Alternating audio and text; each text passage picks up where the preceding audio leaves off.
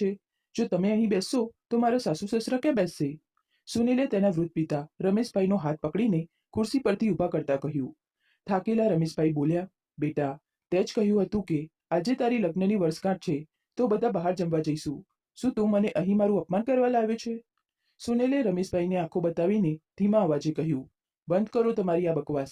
આમ પણ તમારી જાતને જુઓ. શું તમારી કોઈ હેસિયત છે કે મારા સાસુ સસરાની સામે બેસો? તમે ક્યાં ગમાર, અભણ અને તેઓ ભણેલા ગણેલા શ્રીમંત ઘરના. જો તમે સાથે બેસશો તો તેઓ બરાબર જમી પણ નહીં શકે. તેમના ઘરે તો તમારા જેવા નોકર પણ રહેતા નથી. હવે આ તમારા પૌત્રને પકડો અને જ્યાં સુધી અમે જમી ન લઈએ ત્યાં સુધી તેને સંભાળો. રમેશભાઈ બોલ્યા, તો તું મને તારા દીકરાની આયા બનાવીને અહીં લાવ્યો છે? સુનિલ કુટિલ હાસ્ય સાથે બોલ્યો, તો તમને શું લાગ્યું હતું કે હું તમને અહીં પાર્ટી આપવા માટે લાવ્યો છું? તમારો ચહેરો જોયો છે? રમેશભાઈ બોલ્યા, બેટા, તું તો જાણે છે મેં સવારથી કંઈ ખાધું નથી. હવે ભૂખ સહન નથી થતી. તું મને અહીં જ કંઈક લાવીને આપી દે તો હું અહીં ખુરશી પાસે બેસીને ખાઈ લઈશ. પરંતુ સુનિલે તેના પિતાની એક પણ વાત ન સાંભળી અને ચૂપચાપ જઈને પોતાના સાસુ સસરા અને પત્ની સાથે બેસીને જમવા લાગ્યો. જે દીકરાનું પેટ ભરવા માટે રમેશભાઈએ ના જાણે કેટલી રાતો ભૂખ્યા કાઢી હતી, આજે તે જ દીકરાને પોતાના સાસુ સસરા અને અમીરીની ચકાચોંધમાં પોતાના આ ભૂખ્યા પિતાની તડપ પણ દેખાઈ ન હતી. રમેશભાઈ પૌત્રને ખવડાવવા લાગ્યા હતા, પણ સવારથી કંઈ ન ખાવાના કારણે હવે તેમનાથી ભૂખ સહન થઈ રહી ન હતી. વહુએ સવારથી કંઈ બનાવ્યું જ ન હતું. એ કહીને કે, પિતાજી, આજે તમે હોટેલમાં જ સ્વાદિષ્ટ જમવાનું ખાજો. રમેશભાઈ ત્યાં હાજર ભોજન કરી રહેલા બધા લોકોને ફક્ત એક આશાભરી નજરે જોઈ રહ્યા હતા. ત્યારે એક વેઇટર આવીને બોલ્યો, શું થયું કાકા? કોની સાથે આવ્યા છો? રમેશભાઈ કંઈ બોલ્યા નહીં અને તેમની આંખોમાં આંસુ તરી આવ્યા. વેઇટર બોલ્યો, કાકા, ભૂખ લાગી છે ને તમને? આવો મારી સાથે. વેઇટરે પોતાના માલિકથી છુપાઈને એક પ્લેટ જમવાનું રમેશભાઈને પકડાવ્યું અને બોલ્યો, કાકા, જલ્દી જમી લો, નહીં તો મારી મુશ્કેલી થઈ જશે. રમેશભાઈ સવારથી ભૂખ્યા હતા. થોડી જ પળોમાં તેઓ બધું ખાવાનું ખાઈ ગયા હતા. હવે જઈને તેમની આત્માને શાંતિ મળી હતી. ત્યાં જ હોટલનો માલિક તેમનો કોલર પકડીને બોલ્યો, ડોસા, શરમ નથી આવતી તને ચોરી કરતા? રમેશભાઈ હાથ જોડીને બોલ્યા, બેટા, માફ કરી દે, બહુ ભૂખ લાગી હતી. ડોસા, મેં કંઈ ધર્મશાળા નથી ખોલી, સમજ્યા? આના પૈસા શું તારો બાપ ભરશે?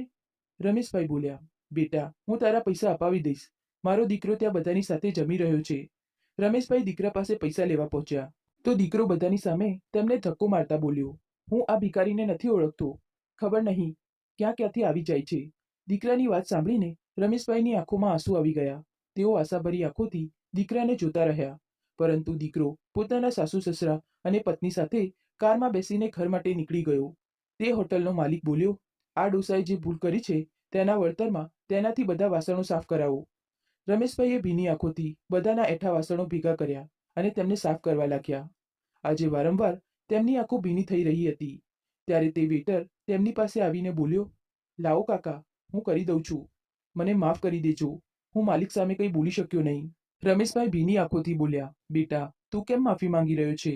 તે તો આ ઘરડાનું પેટ ભર્યું હતું, કોઈ પાપ નહોતું કર્યું. રમેશભાઈએ તે વેટરને એક તરફ હટાવ્યો અને બધા વાસણો સાફ કર્યા. કાકા, હવે તમે ઘરે જાઓ, હું માલિકને કહી દઈશ. રમેશભાઈએ તે વેટરના માથા પર હાથ રાખીને બોલ્યા, ભગવાન કરે તું એટલો મોટો માણસ બને કે આખા શહેરમાં તારું નામ રોશન કરે. આટલું કહીને તેઓ ભીની આંખોથી ઘર તરફ ચાલ્યા ગયા. રમેશભાઈની હાલત જોઈને તે વેઇટરની આંખોમાં પણ આંસુ આવી ગયા હતા. તેઓ ઘરે પહોંચ્યા તો દીકરાએ તેમને દરવાજા પર પગ મૂકવા જ ન દીધો અને દૂરથી જ બોલ્યા, ખબરદાર પિતાજી, જો હવે તમે આ ઘરમાં પગ મૂક્યો તો. દક્ષા બોલી, શરમ ના આવી ડોશાને? આખી હોટલમાં આપણું અપમાન કરાવતા હતા. બધા લોકો કેવી રીતે આપણને ખાઈ જવાવાળી નજરોથી જોઈ રહ્યા હતા. હવે આ ઘરમાં તમારી કોઈ જગ્યા નથી. રમેશભાઈ હાથ જોડીને બોલ્યા, પણ બેટા, હું ક્યાં જઈશ? મને ઘરના એક ખૂણામાં જગ્યા આપી દો, ત્યાં જ પડ્યો રહીશ. આખરે મારું જીવન હવે કેટલું બચ્યું છે? પિતાજી, લાગે છે કે તમે આમ નહીં માનો. સુનિલે તેમને ઘસડીને ત્યાંથી લઈ જઈને એક વૃદ્ધાશ્રમમાં મૂકી દીધા. પરંતુ જે વૃદ્ધાશ્રમમાં તે પોતાના પિતાજીને છોડવા આવ્યો હતો તેને અંદાજ પણ ન હતો કે તેની સાથે શું થવાનું હતું. જો સત્ય તેની સામે અત્યારે આવી જાત તો તેના પગ નીચેથી જમીન સરકી જાત. રમેશભાઈ હાથ જોડીને બોલ્યા, આવું જુલમ ન કર બેટા. પોતાના વૃદ્ધ બાપને આ રીતે અહીં છોડીને ન જઈશ. હું કોના સહારે જીવીશ? આખરે અહીં મારું કોણ છે? શું તું ભૂલી ગયો? હું તને મારા ખભા પર બેસાડીને સ્કૂલે છોડતો હતો. તારા દરેક શોખ પૂરા કરતો હતો. મેં મારા પગમાં ચપ્પલ ન પહેર્યા, પણ તારા માટે ક્યારે કોઈ વસ્તુની કમી ન થવા દીધી. અને આજે તું તારા બાપને ઘરેથી ઘસડીને અહીં વૃદ્ધાશ્રમ લઈ આવ્યો, ફક્ત તારી પત્નીના કહેવાથી? નહીં બેટા, આવો અન્યાય ન કર. રમેશભાઈ પોતાના દીકરા સુનિલથી રડી રડીને વિનંતી કરી રહ્યા હતા. સુનિલે તેમને પોતાનાથી દૂર કરતા કહ્યું, બસ કરો તમારું આ નાટક. અને યાદ રાખો, અહીં નહીં રહો તો કોઈ દિવસ રસ્તા પર ચાલતી ગાડીઓ નીચે આવી જશો અને ભૂખ્યા મરી જશો, પણ હું મારા ઘરે નહીં લઈ જાઉં. અરે, તમારા રહેવાથી આખા ઘરની શોભા જ ખતમ થઈ ગઈ છે. તમારા હોવાથી હું મારા મિત્રોને ઘરે નથી લાવી શકતો. ઉપરથી દક્ષાના અલગ જ ડ્રામા હોય છે કે તે તમારા માટે જમવાનું નહીં બનાવે, તમારા ગંદા કપડાં નહીં ધોવે. કંટાળી ગયો છું હું આ બધા ડ્રામાથી. સાચું જ કહ્યું છે કે તમારી સાચી જગ્યા વૃદ્ધાશ્રમ છે. જો મારો બસ ચાલતો તો કોઈ રેલવે સ્ટેશન પર છોડી આવત ભીખ માંગવા માટે. આલો તમારો સામાન અને ચૂપચાપ અંદર જતા રહો. રમેશભાઈ બોલ્યા, બેટા, આ શહેર મારા માટે અજાણ્યું છે. આના કરતાં તો આપણે જૂના શહેરમાં જ રહેતા. તું એવું કર કે જૂના ઘરની ચાવી મને આપી દે. હું ત્યાં કોઈક રીતે મારું ગુજરાન ચલાવી લઈશ. સુનિલ હસતા હસતા બોલ્યો, કયા ઘરની વાત કરી રહ્યા છો? હજુ 2 મહિના પહેલા જે કાગળો પર તમે સહી કરી હતી તે જ ઘરના વેચાણના કાગળો હતા. તે ઘર વેચાઈ ચૂક્યું છે. રમેશભાઈ બોલ્યા, શું? તે ઘર વેચી દીધું? અને મને જણાવ્યું પણ નહીં? તે ઘરમાં તારી માની કેટલી યાદો હતી. સુનિલ બોલ્યો, તે યાદોનું શું? હું અથાણું બનાવીશ? અરે, માની સાથે તે યાદો પણ જતી રહી અને આજે તમારાથી પણ છુટકારો મળી જશે. રમેશભાઈ બોલ્યા, ઠીક છે, કોઈ વાંધો નહીં બેટા. મારા રિટાયરમેન્ટના જે પૈસા હતા તે હું કાઢી લઉં છું. તે લઈને હરિદ્વાર જઈશ, ત્યાં જ રહીશ. પણ હું અહીં નહીં રહી શકતો. આ શહેરમાં હું કોઈને ઓળખતો નથી. સુનિલ હસતા હસતા બોલ્યો, હા હા, તમને શું લાગે છે કે હું ઘર તમારા વગર જણાવીને વેચી શકું છું તો શું તમારા પૈસા ખર્ચી ન શકું? અરે, આટલા મોટા શહેરમાં 3 રૂમનું ઘર લીધું છે, ફર્નિચર ખરીદ્યું છે, તે પૈસા ક્યાંથી આવ્યા? અને આમ પણ તમારા મર્યા પછી બધી સંપત્તિ મારી જ હતી, તો તમારા જીવતા જ મેં લઈ લીધી. આમાં કઈ મોટી વાત છે? તમારે પૈસા જોઈએ છે? 1 મિનિટ ઊભા રહો. સુનિલે પોતાના ખિસ્સામાંથી 500ની નોટ કાઢી અને તેમના હાથમાં પકડાવતા બોલ્યા, આ લો, આજ સુધી જે તમે મારા માટે કર્યું છે તેનું વળતર છે આ. આટલું કહીને સુનિલ ત્યાંથી ચાલ્યો ગયો. રમેશભાઈ પોતાના દીકરાને જતા જોઈ રહ્યા હતા અને વિચારી રહ્યા હતા, શું આજ દિવસ માટે ભગવાને મને દીકરો આપ્યો હતો? કદાચ મેં કંઈ પાપ કર્યું હતું જે આ મારો દીકરો છે. આટલું વિચારતા વિચારતા તેઓ આશ્રમના દરવાજા પર જઈને પડી ગયા. અચાનક પડવાના અવાજથી આશ્રમની અંદરથી કેટલાક લોકો દોડીને આવ્યા. ત્યાં સુધીમાં સુનિલની ગાડી ત્યાંથી જતી રહી હતી. બધાએ આશ્રમના બહારના ગેટમાં રજિસ્ટરમાં જ્યારે જોયું તો ત્યાં ફક્ત રમેશભાઈનું નામ લખ્યું હતું. પહોંચાડનારનો કોઈ પતો ન હતો. બહુમતી તેમને આશ્રમની અંદર લઈ જવામાં આવ્યા. ડોક્ટરને બતાવવામાં આવ્યું તો ડોક્ટરે કહ્યું કે આઘાતના કારણે શરીરના ડાબા ભાગમાં પેરાલિસિસનો હુમલો થયો છે. સમય વીત્યો. ડોક્ટરના ઈલાજમાં રમેશભાઈ હવે પલંગ પર જ રહેતા હતા. બહુ મુશ્કેલીથી કંઈ કહી શકતા હતા. આમાં 6 મહિના વીતી ગયા. એક દિવસ આશ્રમના ડોક્ટર આરતી વિદેશથી પાછી આવી, જે આ વૃદ્ધાશ્રમ ચલાવે છે. તેના આવતા જ આશ્રમની રિસેપ્શનિસ્ટ કહ્યું, મેડમ, તમે રજા પર હતા. આ દરમિયાન કોઈ માણસ પોતાના વૃદ્ધ પિતાને અહીં છોડી ગયો. તેમની હાલત બહુ ખરાબ હતી અને આજ સુધી તેમને જોવા માટે કે તેમના હાલચાલ પૂછવા માટે પણ કોઈ આવ્યું નહીં. મુશ્કેલી એ છે કે વૃદ્ધ કાકા કંઈ જણાવતા નથી. હવે શું કરીએ? આટલા દિવસો સુધી કોઈ પરિચય વગર કેવી રીતે કોઈને અહીં રાખી શકીએ? કોઈ તો નથી તેમનું ગેરંટી લેવા વાળું. આરતી બોલી, શું ઘરડા કાકાને કોઈ અહીં રાત્રે છોડી ગયું અને કોઈ પણ લેવા આવ્યું નહીં? કેવા નિર્દય બાળકો હશે જે પોતાના પિતાને રાતના અંધકારમાં છોડી ગયા. જ્યારે માણસને વૃદ્ધાવસ્થામાં પોતાના બાળકોની જરૂર હોય છે ત્યારે કોઈ પોતાના માતા પિતા સાથે આવું વર્તન કેવી રીતે કરી શકે છે? તે વૃદ્ધ કાકાએ કંઈ જણાવ્યું કે ક્યાંથી આવ્યા છે, શું નામ છે, જેથી તેમનો પતો લગાવી શકાય? નહીં મેડમ, અમે બધાએ બહુ કોશિશ કરી પણ ઘરડા કાકા કંઈ કહેતા જ નથી. બસ ક્યારેક ક્યારેક મોઢામાંથી બબૂની શબ્દ કાઢે છે, પણ અમારા પલ્લે તો કંઈ નથી પડતું. આરતી બોલી, બબૂની? આ શબ્દ સાંભળતા જ આરતીના દિમાગમાં જાણે કોઈએ જોરથી ઘંટડી વગાડી હોય અને તેને કંઈક યાદ અપાવવાની કોશિશ કરી રહ્યું હોય કે ક્યાંક આ તે તો નથી. આરતી બોલી, ક્યાં છે તેઓ? કયા રૂમમાં તેમને રાખવામાં આવ્યા છે? જલ્દી મને લઈ ચાલો. આરતી દોડતી દોડતી ગેલેરીમાં આમ તેમ તેમને શોધવા લાગી અને જ્યારે તે બેડ પાસે પહોંચી તો સૂકી લાકડીમાં કપડાથી લપેટાયેલા રમેશભાઈ પણ જ્યારે તેની નજર પડી તો તેનું હૃદય ઝડપથી ધબકવા લાગ્યું અને તેના મોઢામાંથી નીકળ્યું, હા, આ તો તે જ છે, પણ આટલી ખરાબ હાલતમાં? તેમને કંઈ ખાવા આપ્યું છે કે નહીં? તેમને મગની દાળ બહુ પસંદ છે. જલ્દી મગની દાળમાં ગરમ રોટલો પલાળીને મસલીને લઈ આવો. અને આ શું, હજુ સુધી ગ્લુકોઝ પણ ચડાવ્યું નથી? ગ્લુકોઝ ચડાવો જેથી થોડી તાકાત મળે. પછી આરતી તેમને પોતાના હાથોથી ખવડાવવા લાગી. તેની આંખોમાં આંસુ તરી આવ્યા અને તે દિવસ યાદ કરવા લાગી જ્યારે તે બીજા શહેરના અનાથ આશ્રમમાં રહેતી હતી અને તેની બાજુમાં જ એક નાની સ્કૂલ હતી અને ત્યાં જ બાજુના ઘરમાં રમેશભાઈ પોતાની પત્નીના મૃત્યુ પછી પોતાના દીકરા સુનિલ સાથે રહેતા હતા. બિચારા કોઈ રીતે જમવાનું બનાવતા અને સુનિલનું પેટ ભરતા અને તે જ સ્કૂલમાં પટાવાળાની નોકરી કરતા હતા. એક દિવસ જ્યારે તેઓ સુનિલને લઈને ઘરે જઈ રહ્યા હતા, સામે કોટન કેન્ડી વેચનાર ઊભો હતો. સુનિલ તેને લેવાની જીદ કરી રહ્યો હતો અને ત્યાં જ આરતી આશ્રમના ગેટ પર એકલી ઊભી લલચાઈ નજરોથી કોટન કેન્ડીને જોઈ રહી હતી. રમેશભાઈને તેના પર દયા આવી. તેમણે 2 ખરીદ્યા અને એક સુનિલને આપ્યો અને બીજો આરતીને પકડાવ્યો. લે બબુની, તું પણ ખા, સુનિલ બોલ્યો. પિતાજી, તમે મારા પિતા છો, આને કેમ આપી રહ્યા છો? રમેશભાઈ બોલ્યા. દીકરા, જેમ તને ભગવાને બનાવ્યો છે તેમ આને પણ બનાવ્યું છે. ભગવાને તારી દેખભાળ માટે મને ધરતી પર મોકલ્યો, પણ આ બાળકી માટે કદાચ કોઈ નહીં આવ્યું. ધીમે ધીમે આરતી અને રમેશભાઈનો એક સંબંધ બનવા લાગ્યો અને તેમના સંબંધથી સુનિલ ખુશ ન હતો. તે આરતીને બિલકુલ પસંદ કરતો ન હતો. રમેશભાઈ આશ્રમના લોકોને કહીને ક્યારેક ક્યારેક આરતીને પોતાના ઘરે લઈ આવતા અને પોતાના હાથોથી રોટલી બનાવીને ખવડાવતા. એક દિવસ રમેશભાઈ બોલ્યા, ખબર છે આરતી, આપણો સુનિલ ભણી ગણીને એન્જિનિયર બનશે અને તું શું બનીશ બબુની? આરતી તોતડા અવાજમાં બોલી, બાબા, હું ડોક્ટર બનીશ. તેઓ હસીને કહેતા, અચ્છા, અમારી બબુની ડોક્ટર બનશે? પછી જ્યારે અમે વૃદ્ધ થઈ જઈશું અને બીમાર પડી જઈશું તો અમને દવા આપીશ? આપીશ ને બબુની? હા પિતાજી, ડોક્ટર બનીશ અને તમને દવા પણ આપીશ.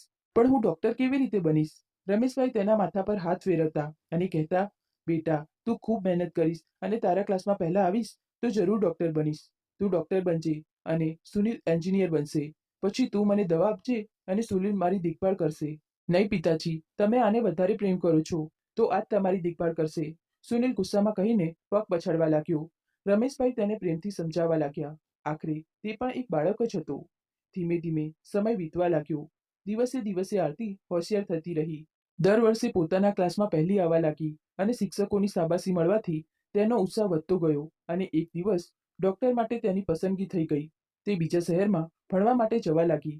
તે દિવસે તે રમેશભાઈને વળગીને ખૂબ રડી અને બોલી, પિતાજી, હું કહેવા માટે અનાથાશ્રમમાં જરૂર રહેતી હતી, પણ તમારા હોવાથી મને ક્યારેય અનુભવ જ ન થયો કે હું અનાથ છું. ત્યાં હું તમારા વગર કેવી રીતે રહીશ? સુનિલ ગુસ્સામાં બોલ્યો, જેમ અનાથ બાળકો રહે છે તેમ જ રહીશ અને આ તારા પિતા નથી. રમેશભાઈ બોલ્યા, સુનિલ બેટા, તારા મનમાં આટલી કડવાશ ક્યાંથી આવી ગઈ? સારું, છોડો બેટા. આરતી, અહીં રહીશ તો ડોક્ટર કેવી રીતે બનીશ? થોડા સમયની વાત છે, જ્યારે તું ડોક્ટર બની જઈશ તો આપણે બધા એક સાથે રહીશું.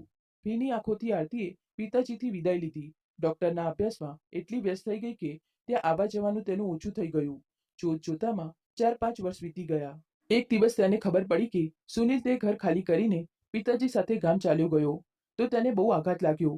પછી જ્યારે તેને ડોક્ટરની ડિગ્રી મળી તો તેણે પિતાજીને બહુ યાદ કર્યા. આરતીએ તેમને શોધવાની બહુ કોશિશ કરી, પણ કોઈએ પણ તેમના ગામનું પતું ઠેકાણું કંઈ પણ ખબર ન હતી, જેના કારણે તે ફરી ક્યારે પિતાજીને મળી શકી નહીં. અચાનક રિસેપ્શનિસ્ટના અવાજથી આરતીનું ધ્યાન ભંગ થયું. મેડમ, તેમણે જમી લીધું છે, હવે તમે તમારી કેબિનમાં જઈ શકો છો, હું જોઈ લઈશ. આરતી બોલી, આજે આટલા વર્ષો પછી મારા સામે આ હાલતમાં? તે ધીમેથી રમેશભાઈના કાન પાસે જઈને બોલી, પિતાજી, પિતાજી, જુઓ, તમારી ઈચ્છા હતી ને કે હું ડોક્ટર બનું. જુઓ, તમારી બબુની ડોક્ટર બની ગઈ. હવે હું તમને દવા આપીશ તો તમે બિલકુલ ઠીક થઈ જશો. આરતીના અવાજથી થોડીવાર માટે તેમણે આંખો ખોલી. તેમની આંખોમાં એક ચમક હતી, પણ તરત જ તે ચમક ગાયબ થઈ ગઈ અને તેઓ બોલ્યા, તમે કોણ છો દીકરી? મુશ્કેલીથી તેમના મોઢામાંથી આ અવાજ નીકળ્યો તો તેમની આંખોમાંથી આંસુ વહેવા લાગ્યા. આરતી આશ્ચર્યથી તેમને જોવા લાગી અને વિચારવા લાગી, પિતાજી કહેતા હતા કે તું ગમે તેટલી મોટી થઈ જા, હું ભીડમાં પણ તને ઓળખી લઈશ. મારી યાદશક્તિ એટલી તેજ છે અને આજે તેઓ મને. આરતીની આંખોમાંથી આંસુ વહેવા લાગ્યા અને તે તેમનું કપાળ પંપાળવા લાગી. બીજી નર્સ આવીને બોલી, મેડમ, તમે રડી રહ્યા છો, શું તમે તેમને ઓળખો છો? આરતી ધીમેથી બોલી, હા, ઓળખું તો છું. તેમનું બહુ મોટું ઋણ છે મારા પર. કોઈ અનાથને દુનિયાની ભીડમાં જીવતા કેવી રીતે રહેવું તેમણે મને શીખવ્યું. આરતીએ પોતાને સંભાળી અને રિસેપ્શનિસ્ટને બોલી, તમે ફોર્મ પર તેમના સંબંધીઓની જગ્યાએ મારું નામ લખી દો અને તેમને અહીંથી સ્પેશિયલ વોર્ડમાં શિફ્ટ કરો અને જે પણ ખર્ચો આવશે મને જણાવી દેજો. આટલું કહીને તે રડતા રડતા ત્યાંથી ચાલી ગઈ. આરતી ઉદાસ ઘરે પહોંચી. તેના પતિ આકાશ જ્યારે કારણ પૂછ્યું તો આરતીએ બધી વાત જણાવી અને બોલી, સુનિલનો સ્વભાવ બાળપણમાં સારો ન હતો, કદાચ આજે પણ તેવો જ હશે. ત્યારે તો તે પિતાજીને ત્યાં છોડી ગયો. આનો મતલબ તે આ જ શહેરમાં રહે છે. હું તેને ક્યારે માફ નહીં કરું. જે માણસ કોઈ અનાથ માટે આટલું વિચારી શકે છે, વિચારો તે પોતાના દીકરા માટે શું કંઈ નહીં કર્યું હોય. હું તેને પોતાનો ભાઈ સમજતી હતી, વિચારતી હતી કે ક્યારેક મળશે તો તેની શક્ય મદદ કરીશ, કારણ કે પિતાજીએ જે મારા માટે કર્યું તે હું ક્યારેય ભૂલી શકતી નથી. આકાશ બોલ્યો, જે પોતાના પિતાનો સગો ન થયો તે તારા જેવી અનાથનો ક્યારેય સગો નહીં થાય. છતાં પણ તું જે કંઈ કરવા માંગે છે હું તારી સાથે છું. બીજા દિવસે આકાશ આરતી સાથે વૃદ્ધાશ્રમ પહોંચ્યો તો રમેશભાઈને ત્યાં જોઈને તેના પગ નીચેથી જમીન સરકી ગઈ, કારણ કે કેટલાક મહિના પહેલા રમેશભાઈએ જ તેને મોટો માણસ બનવાનો આશીર્વાદ આપ્યો હતો. કદાચ આ જ કારણે આજે તે આ લાયક છે કે તેમના જેવા કેટલાય લોકોને રોજ મદદ કરે છે. અહીં સુધી કે તેણે પોતાના શહેરમાં પોતાની એક નવી હોટલ પણ ખોલી લીધી. તે તો અવારનવાર રમેશભાઈને યાદ કરતો હતો, વિચાર્યું હતું કે ક્યારેક મળશે તો તેમનો આભાર વ્યક્ત કરશે, પરંતુ ખબર ન હતી કે તેઓ આ હાલતમાં મળશે. તેની આંખો ભરાઈ આવી. આરતીને જ્યારે તેણે બધું સત્ય જણાવ્યું તો તેનો ગુસ્સો સાતમા આસમાને ચડી ગયો. આરતીએ હોસ્પિટલમાં પિતાજી સાથે એક વિડીયો બનાવ્યો અને તેમાં સુનિલ માટે એક સંદેશ મોકલ્યો. સુનિલ, કદાચ તને હું યાદ નથી, હું આરતી છું, જે તારા ઘરની બાજુના અનાથ આશ્રમમાં બાબાની બબુની હતી. પિતાજીની બધી જવાબદારી હું ઉઠાવવા માંગુ છું. બસ તારી મંજૂરી જોઈએ. જો તું મને મળી શકે તો મને બહુ સારું લાગશે. આરતીએ જાળ બિછાવી અને સુનિલ તેમાં ફસાઈ ગયો. એક દિવસ સુનિલની પત્ની દક્ષા બોલી, સાંભળો, જરા જુઓ તો, આ સસુરજી સાથે આ છોકરી કોણ છે જે તમારું નામ લઈને તમને શોધી રહી છે? સુનિલ તો પહેલા ગભરાયો, પછી આરતીની વાત સાંભળીને બોલ્યો, અચ્છા, તો આ સાચે જ ડોક્ટર બની ગઈ. પિતાજીએ આ છોકરી માટે મારા પર પણ ધ્યાન ન આપ્યું. તે તો મારું નસીબ સારું હતું કે હું એન્જિનિયર બની ગયો. દક્ષા બોલી, વિચારો, આટલી મોટી ડોક્ટર છે, આપણને કેટલી મદદ કરી શકે છે, અને સારું છે કે પિતાજીનો બધો ખર્ચો ઉઠાવી રહી છે. જઈને તેને કહો કે પિતાજીએ જે પણ કર્યું તેનું વળતર આપે. સુનિલ પણ ઘોડા પર સવાર થઈને પહોંચી ગયો. આરતી તેને જોઈને બોલી, તું બિલકુલ બદલાયો નથી. આજે પણ તારા ચહેરા પર ગુસ્સો અને ઈર્ષાની ભાવના સ્પષ્ટ દેખાઈ રહી છે. મને તારાથી ફક્ત એક જ ફરિયાદ છે, આખરે તે પિતાજી સાથે આવું વર્તન કેમ કર્યું? રમેશભાઈ જેવો સુનિલને જોયો તેમના શરીરમાં હલચલ થવા લાગી. આરતી બોલી, આટલા દિવસોથી આ સૌની જેમ હતા, તને જોતા જ તેમના શરીરમાં જીવ આવી ગયો, અને તું તેમને આમ જ અહીં એકલા છોડીને ચાલ્યો ગયો? કોઈ પોતાના પિતા સાથે આવું કેવી રીતે કરી શકે છે? સુનિલ અચકાતા બોલ્યો, તારી પાસે શું પુરાવો છે કે હું તેમને છોડીને ગયો હતો? તું પોતે જ કહે છે કે તેમણે તારા માટે બહુ કંઈ કર્યું છે, તો કર આ વૃદ્ધની સેવા. હું તેની લાચારીની કોઈ જવાબદારી લઈ શકતો નથી. આરતીએ સુનિલને એક જોરદાર તમાચો માર્યો અને બોલી, આજે પોતાના પગ પર ઊભા થઈ ગયા છો તો આ તમારા માટે લાચાર થઈ ગયા? તે તેમના બધા પૈસા હડપીને તેમને અહીં છોડી ગયો. તેમની પાસે તો એટલું હતું કે તું તેમની જવાબદારી ન ઉઠાવત તો પણ તેઓ આરામથી પોતાનું જીવન પસાર કરી શકત. સુનિલ અચકાતા બોલ્યો, તું કહેવા શું માંગે છે? મેં ધોકો કર્યો? આ બધું જણાવવા માટે તે મને અહીં બોલાવ્યો છે, અને કર્યો પણ છે, તો શું કરી લઈશ તું? ત્યારે આકાશ આવ્યો અને બોલ્યો, ભાઈ, અમે તો કંઈ નહીં કરીએ, પરંતુ પોલીસવાળા અને સંસ્થાવાળા તમારી સાથે જરૂર કંઈ કરી શકે છે. સુનિલે કહ્યું, મારા બાપની ભલાઈના બદલે તે આ કર્યું?